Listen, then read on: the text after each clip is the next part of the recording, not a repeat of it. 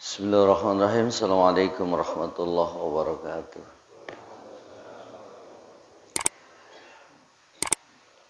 Alhamdulillah, salatu wassalamu ala rasulillah Muhammad ibn Abdullah wa ala alihi wa sahbihi wa mawalah wa ba'du. Subhanaka la ilma lana illa ma 'allamtana innaka antal alimul hakim. Salawat dan salam kita sampaikan kepada Nabi kita Muhammad sallallahu alaihi wasallam dengan ucapan Allahumma shalli ala Muhammad wa ali Muhammad. Semoga kita yang senantiasa bersolawat kepada beliau, bahwa kita yang bersolawat itu akan dibalas solawatnya dengan Rasul 10 kali lipat. Gitu janjinya. Apa itu faqih? Faqih itu kan orang yang menguasai ilmu fikih, sehingga dia disebut faqih. Atau mufti. Mufti itu adalah orang yang memberi fatwa. Ketika dia menguasai ilmu fikih, artinya ilmu yang di dalamnya membahas hukum-hukum. Bukan sekedar mengetahui, tapi dia memang bisa menyimpulkan. Sehingga kesimpulan yang dia dapat hasil dari olahan, kajian, ya, dalil-dalil tafsiliyah yang rinci, dia dapati kesimpulan hukumnya. Apa hukumnya? Kalau begini haram, kalau begitu halal, nah gitu. Begini sunnah atau mandub, ada lagi yang makruh, ada lagi yang mubah.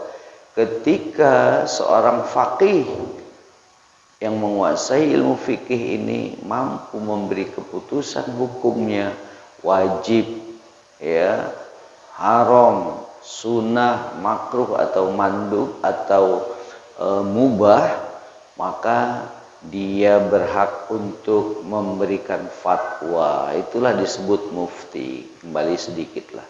Jadi mufti atau faqih ini Pak, orang yang mampu berijtihad, ya Pak. Sehingga disebut juga mujtahid. Itulah mujtahid itu kita kenal kemarin siapa aja? Imam Abu Hanifah yang lahir pada tahun 80 Hijriah. Jauh dari Rasul berarti Pak. Kalau Rasul meninggal itu pada tahun 11 Hijriah, kemudian lahirnya Abu Hanifah itu 80, tahun 80 ya Hijriah, meninggal sampai dengan 150, jadi beliau 70 tahun. Setelah itu di masa yang dekat ada juga hidup di situ Imam Malik namanya, ya, Malik bin Anas. Malik bin Anas ini lahirnya pada tahun 93. Beda dikit lah, lebih muda dari Hanafi. Kemudian meninggalnya 179.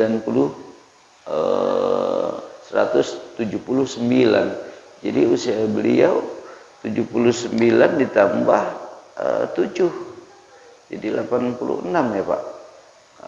Itulah usianya Imam Malik. Di bawah Imam Malik itu ada Imam Syafi'i. Syafi'i itu lahirnya 150, meninggalnya siapa Pak? Meninggalnya Abu Hanifah. Jadi Imam Syafi'i nggak pernah berdebat dengan Abu Hanifah. Hanya saja karena Imam Malik pernah belajar kepada Imam Hanafi, sehingga berita Imam Hanafi sampai pula kepada Imam Syafi'i, tapi nggak pernah berdebat dengan Imam Hanafi, hanya dengan Imam Maliki sebagai gurunya Syafi'i. Meninggal 204, jadi beliau usianya hanya berapa, 54 tahun ya Pak. Kemudian lahir pula Hambali, Imam Hambal, Ahmad bin Hambal itu di masa Imam Syafi'i, belajarnya pada Imam Syafi'i. 4 mazhab, 4 imam, 4 mujtahid, 4 ahli fikih, al-faqih tadi itu. Lahir mereka, muncul mereka membawa faham masing-masing. Disinilah di Indonesia akhirnya banyak jadi korban. Orang banyak berantem gara-gara perbedaan mazhab. Gimana Pak? Ini yang salah imam 4 itu apa kita yang salah ini? Imam 4 itu nggak punya salah sama kita, karena kita nggak jumpa dengan mereka ya Pak. Yang sampai kepada kita itu faham-fahamnya, pemahaman mereka, pemahaman tentang dalil-dalil tafsiliyah. Nah, ada satu pertanyaan yang nyambung juga nih Pak ke situ Pak. Kenapa Pak mesti ada imam madhab? Kenapa? Kemarin kan kita udah takrifnya madhab itu apa, kita sudah pelajari ya. Madhab itu adalah at-thariq, secara bahasa jalan ya. Sementara secara syariat sesuatu yang bisa mengantarkan seseorang ya sampai kepada tujuannya. Nah, itulah madhab. Jadi mereka 4 orang ini sebenarnya mereka memberi fasilitas kepada kita ya, untuk bisa sampai kepada Allah, untuk bisa memiliki kualitas ibadah ya. Dimana ibadah itu kan kalau syarat rukunnya tidak sempurna nggak sah gitu ya Pak ya. Secara usul barang siapa yang melakukan satu ibadah dia syarat dan rukunnya tidak sah, tidak sempurna, maka tidak sah. Waduh Ustaz, gimana ini kalau kita nggak tahu syarat dan rukun? Ya belajar dulu. Belajar apa? Ya ini yang kita pelajari, belajar fikih inilah. Kita bisa tahu syarat dan rukun, sehingga kita tahu perbuatan kita ini sah atau tidak. Sholat kita tadi sah atau tidak. Ketika sholat itu dipenuhi syarat dan rukunnya, maka ibadah itu dianggap sah, yang bisa mengantarkan kita mengetahui syarat dan rukun itu adalah mereka orang 4 itulah. Adakah yang lain? Banyak Pak. Sebelum 4 mazhab ini ada mazhab-mazhab terdahulu, karena mazhab itu lahir kan setelah Rasul tidak ada. Permasalahannya kan, kenapa pula ada mazhab-mazhab ini sehingga kita ribut gitu kan? Nah, pada perbedaan, karena kita memang, kita kan kata Rasul fi jawfih, di dalam dada kita ini, rongga dada ini, hati itu cuma satu. Sementara bicara hati, hati itu bicara nggak pernah syirik, nggak pernah mendua, nggak pernah apalagi Pak. Kalau kita sudah punya istri, main wanita lagi apa, selingkuh gitu ya. Hati itu semuanya tidak pernah selingkuh. Maka ketika kita meyakini satu keyakinan, satu jalan mazhab yang kita ambil, kemudian pasti kita lewatkan mazhab yang lain, kita kesampingkan gitu ya Pak. Nah inilah akhirnya timbul satu taklid buta, taklid. Pokoknya kata guru saya begini, ya udah. Kata teman kita sebelahnya, saya juga punya guru, kata guru saya gini. Oh ya udah, kita sendiri aja, guru kamu sana, guru saya sini. Pada satu saat sholatnya bareng, tengok-tengokan. Makanya guru siapa nih? Makanya Bapak, kita pelajari ketika Rasul Shallallahu Alaihi Wasallam kembali kepada Allah Rabbul Alamin, muncullah madhab-madhab itu tadi, pemahaman-pemahaman. Siapa yang memahami tentang dalil-dalil tafsiliyah tentang ibadah, tata cara, aturan ibadah, ya, dalil itu mesti dikaji.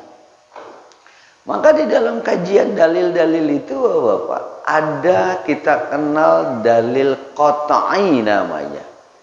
Apa itu dalil qat'i? Dalil yang jelas, yang sharih, yang bisa dijadikan i'timad. Makanya ada dalil qat'i, itu adalah dalil yang mu'tamad.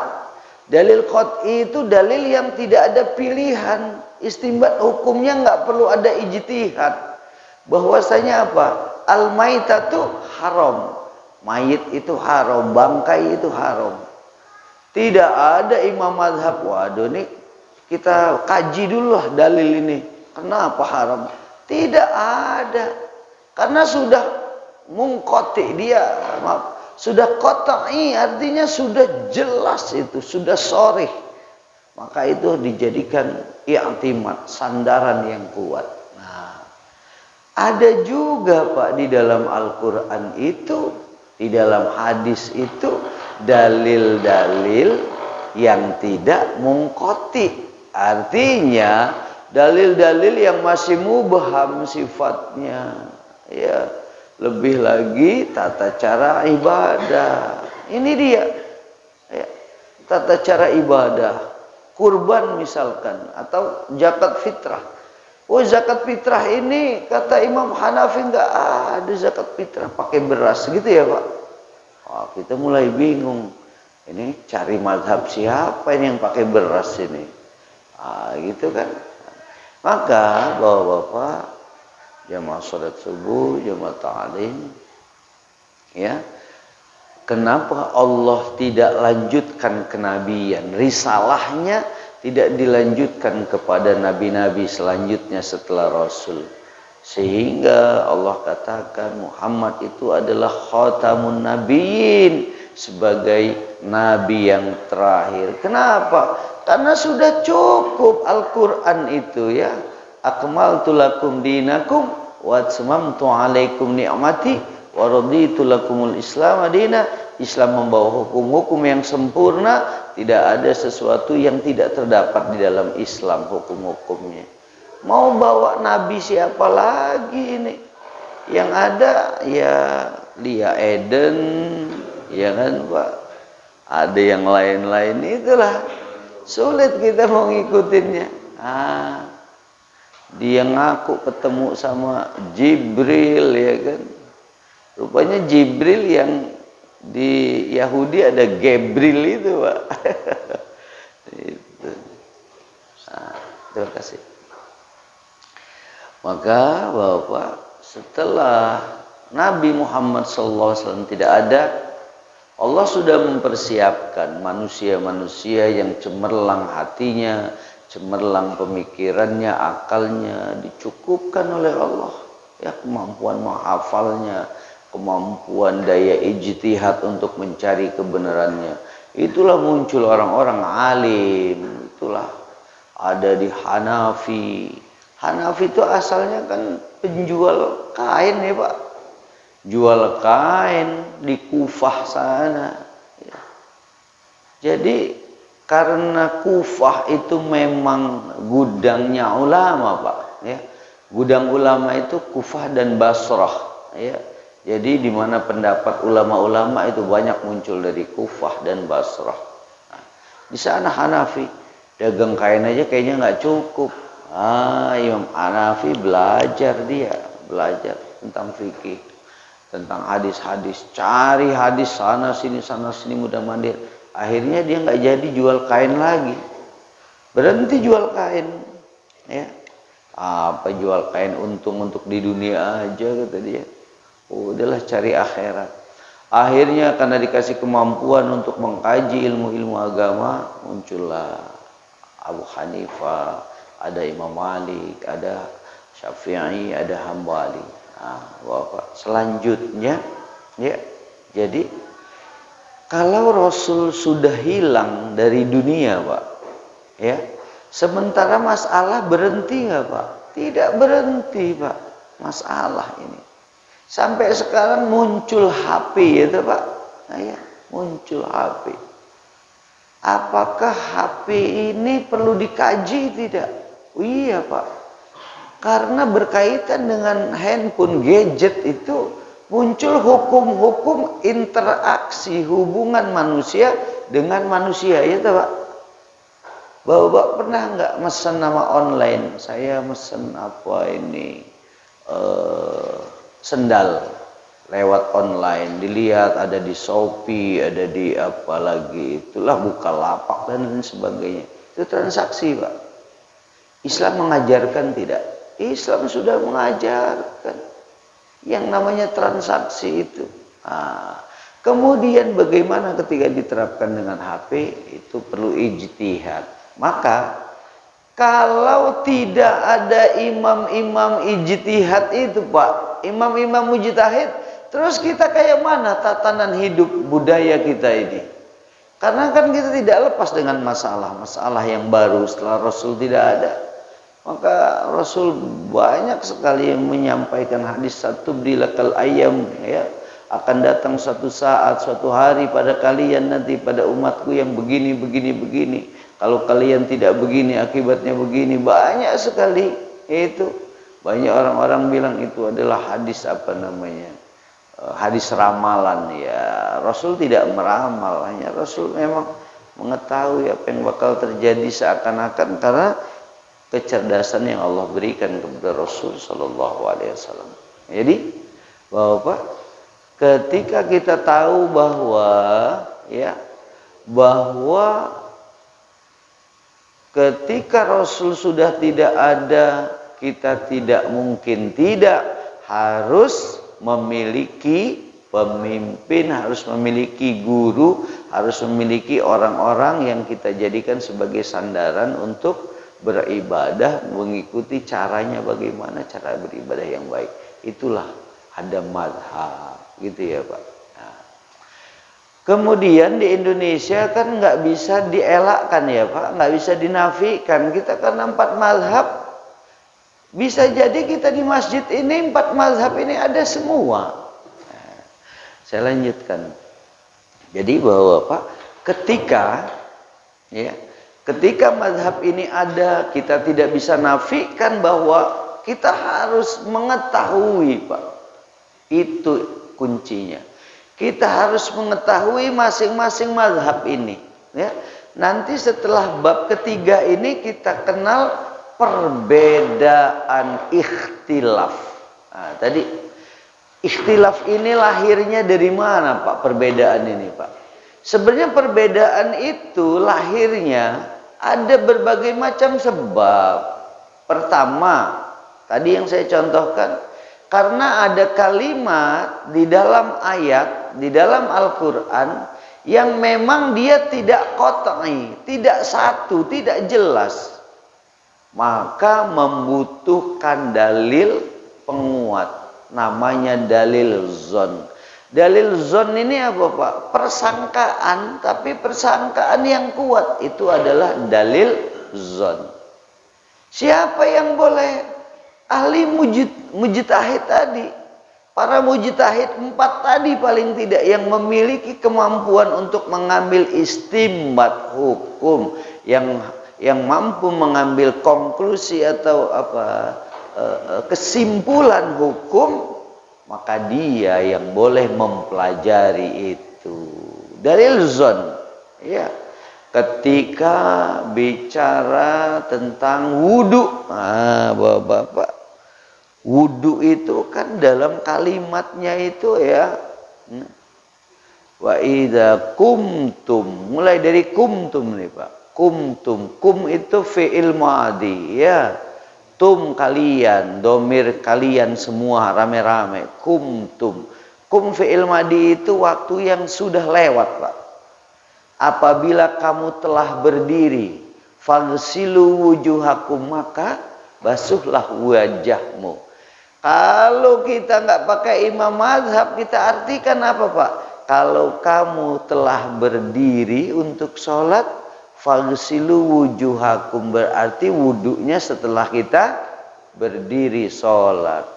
Ini gimana mumet kita bulak balik ini kayak mana? Nah, ternyata kum di situ. Nah, contoh Pak, contoh kira-kira begitulah. Harusnya kan faiza takumu, kalau kamu hendak berdiri sholat, faghsilu, maka basuhlah wajahmu, ya Pak. Faghsilu wujuhakum wa aydiyakum, ya, dan kedua tanganmu, ya, ilal marafiq, ilal marafiq. Ilal marafiq itu ada ikhtilaf nggak Pak? Ada Pak. Ada yang mengatakan namanya ila itu menuju dari ujung sampai ke siku. Marafiq kan siku, berarti mulai dari sini. Tapi ada mazhab lain, salah. Ilal marafiq itu, ila itu bukan berarti kata itu memiliki arti ke arahnya itu, bukan. Artinya bukan menuju. Dari sini kan menuju juga. Begitu. Mulai itu Pak. Ini namanya Pak, ketika ada pendapat namanya dalil zon. Itu ya Pak, kita pahami ya. Jadi ketika ada kalimat yang di situ ada celah perbedaan, di situ namanya dalil zon, membutuhkan dalil zon. Ya, membutuhkan ada ikut serta pikiran kita, menggunakan tambahan dalil-dalil yang lain untuk menguatkan, namanya ditarjih, merojih, ya. Oh, pendapat ini kemudian ditarjih, dikuatkan. Kalau kita apa? Dilegalitaskan lah gitu. Ini yang berlaku ini. Gitu Pak. Iya, harus dilegalitaskan dulu, disertifikatkan, dicap dulu gitu kan. Itulah zon itu yang menimbulkan pendapat-pendapat orang-orang. Bahkan sekarang ini dalil zon itu terdapat di mana-mana. Kalau kita buka HP banyak dalil zon itu, pendapat-pendapat yang ininya gurunya Mbah Google itulah. Menurut Mbah Google apa ini? Kita ikuti itu, langsung kita bermazhab pada mazhab Google. Ini dia. Pendapat Google begini. Iya, YouTube. Aduh. Kacau ya, Pak. Karena ada satu ini fala wa rabbik la yu'minuna hatta yuhaqqimu. Tidaklah seseorang disebut sebagai beriman kata Allah ya. Hatta yuhaqqimu ya. Sampai engkau bertahkim. Apa Pak bertahkim? Nurut aja ngikutin apa? Ya. Sebelum kita tahkim, artinya bertahkim kepada Al-Quran dan hadis. Tidak cari pilihan lain gitu. Perkara hal-hal yang tadi tidak ada dalil qat'inya, dalilnya tidak sharih, tidak roji, tidak mantap, sehingga ada celah perbedaan-perbedaan, maka muncul Bapak-bapak, muncul mazhab-mazhab itu tadi. Tujuannya adalah untuk mencari kebenaran. Ya. Ketika diakui bahwa ulama itu adalah warasatul anbiya, Rasul tetapkan, Rasul legalkan bahwa ulama warasatul anbiya, ulama yang mana? Ulama yang pertama yang kita akui kemampuannya dalam bermujahadah, berijtihad. Ketika dia ilmunya mumpuni untuk berijtihad, ya, semua ilmunya ada pada dia untuk berijtihad, maka dia berhak untuk berijtihad. Nah, jadi Bapak, kita di dalam beribadah kembali lagi harus ada rujukan. Kemana ngikut kita? Hanafi bagaimana cara Hanafi? Bagaimana Maliki, Syafi'i, Hambali? Kita semua harus tahu. Kenapa demikian? Karena kan kita tidak bisa menafikan bahwa di Indonesia seperti di mana? Di Arab, di Saudi, ya. Saudi itu kan Abdul Saud, bagaimana mazhabnya orang-orang Saudi? Ya itulah yang diberlakukan di sana, Pak. Nggak ada di sana mau kunut, nggak boleh kita. Kenapa? Karena memang mazhabnya mazhab Wahabi di sana, begitu. Kita pulang dari sana ke sini, yang kunut berhenti kunutnya. Di Arab nggak ada kunut. Iya memang di sana mazhabnya tidak ada kunut. Kenapa tidak ada kunut? Mereka punya alasan sendiri. Kenapa baca Bismillah? Kenapa tidak baca Bismillah? Biar nggak ribut, harus tahu alasannya. Kenapa Maliki dengan Hanafi nggak berantem ya Pak? Tetap mengakui guru. Ya. Maliki dengan Syafi'i nggak berantem, tetap mengakui sebagai gurunya. Kalau ada orang yang paling alim di dunia ini, tidak ada lain kecuali, menurutku kata Syafi'i, kecuali Imam Malik. Karena dunia memerlukan Imam Malik dalam hal fikih, begitu. Tapi Imam Syafi'i sendiri punya pendapat, ya kan Pak? Punya mazhab dia yang beda dengan Imam Malik, wah ini juga, ini nggak konsisten juga Imam Syafi'i ini, katanya paling alim tapi dia buat mazhab.